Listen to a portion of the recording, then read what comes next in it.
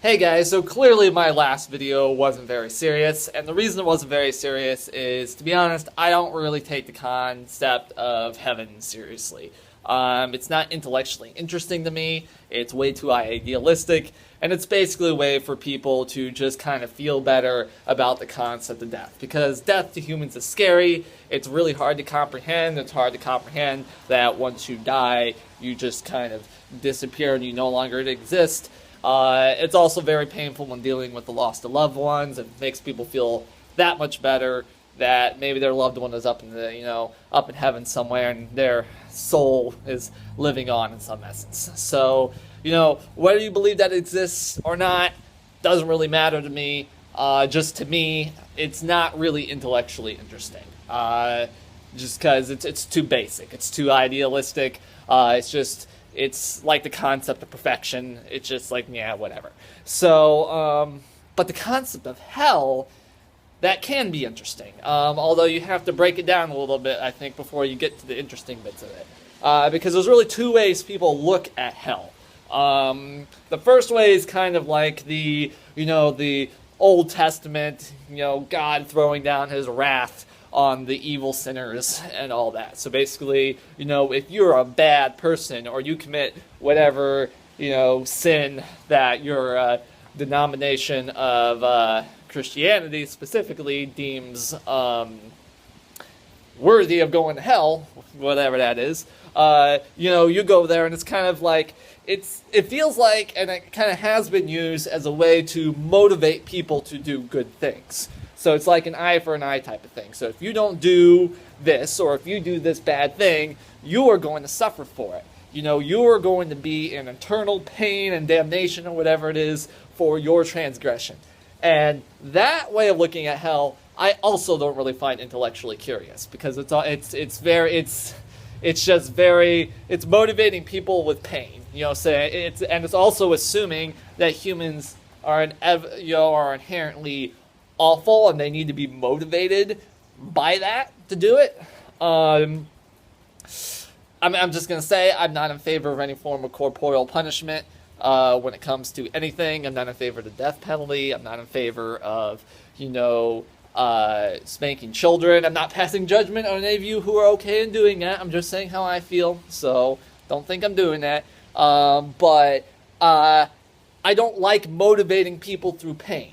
All right, and that's really how most people generally kind of look at what hell is. Hell is, this place that you go if you violate the tenets of your religion or whatever it is.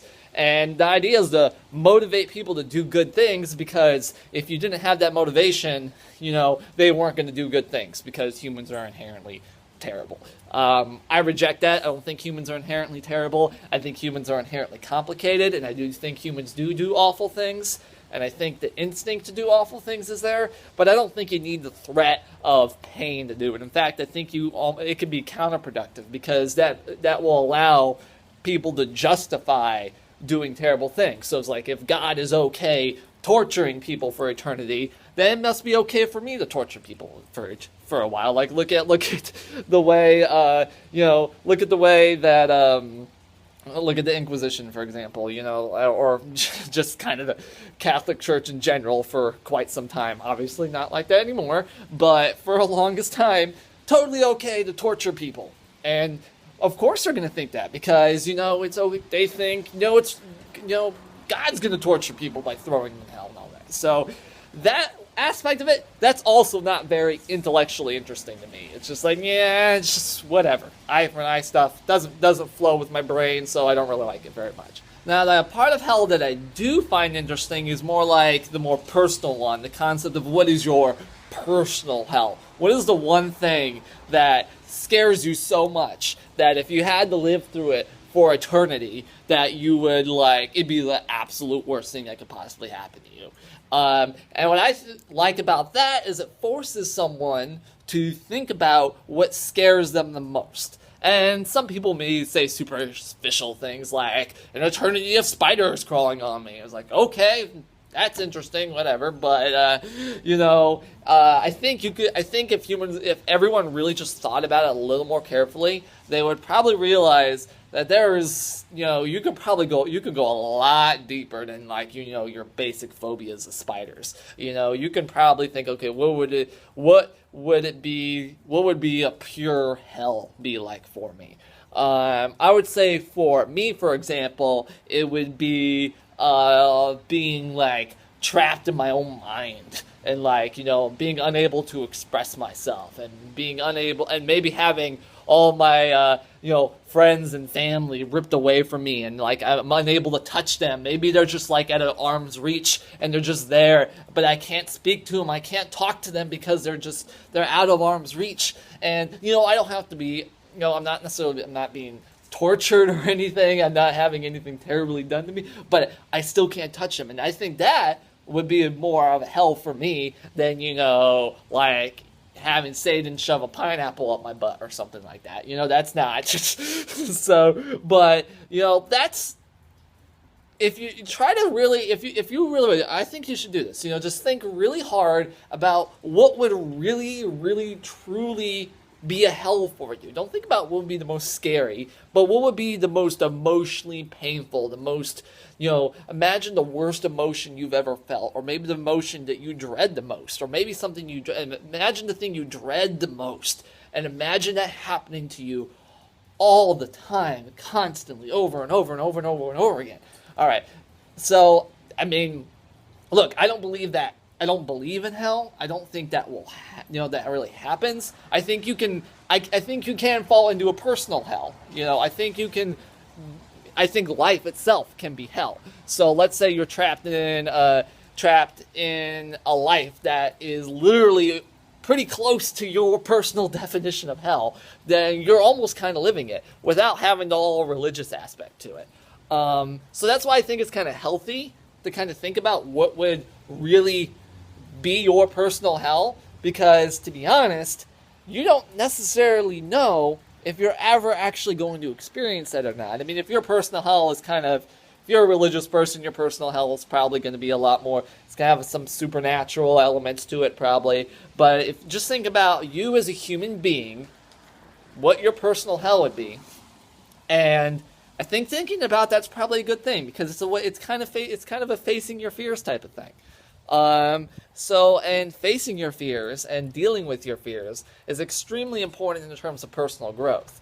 And the only way to really face your fears without actually throwing yourself into it is to think about it. So think about what would be the most awful thing or awful situation or whatever, your personal hell. Think about what that would be and actively think about it. Allow yourself to feel the emotions that brings up. If it makes you cry, it makes you cry. Just seriously do it, though. Do it, though, so you know what it feels like. Because that way, if you do even come close to, achieving that personal hell, like to actually entering your personal hell, if that actually ever happens to you, or you feel it creeping in on you, it's if you start feeling like you're getting sucked into hell, when that starts to happen, but if you've already faced it mentally, you may be able to actually work your way through it and survive it. Because the biggest thing about hell is it's supposed to be eternal. It's supposed to be eternal. If you're in hell, you're there for eternity. But if you find a way to face that fear, if you face it before you even ever enter into it, then it won't be eternal. You can flirt with hell. You can touch it. You can reach out to it. You can brush it. But think about Dante's Inferno. He literally goes into hell. He doesn't. I don't think he doesn't stay there, does he? I can't remember. It's been so long since I read it. So, but that's basically the thing. If you face your fear first before you ever actually have to deal with it, then when you do deal with it, you may actually be able to survive it, and you may be actually able to escape your personal hell. But if you never do that, if you never give yourself an opportunity to face your personal hell, then it's going to sneak up on you, and you may find yourself trapped in it, unable to escape forever and eternity.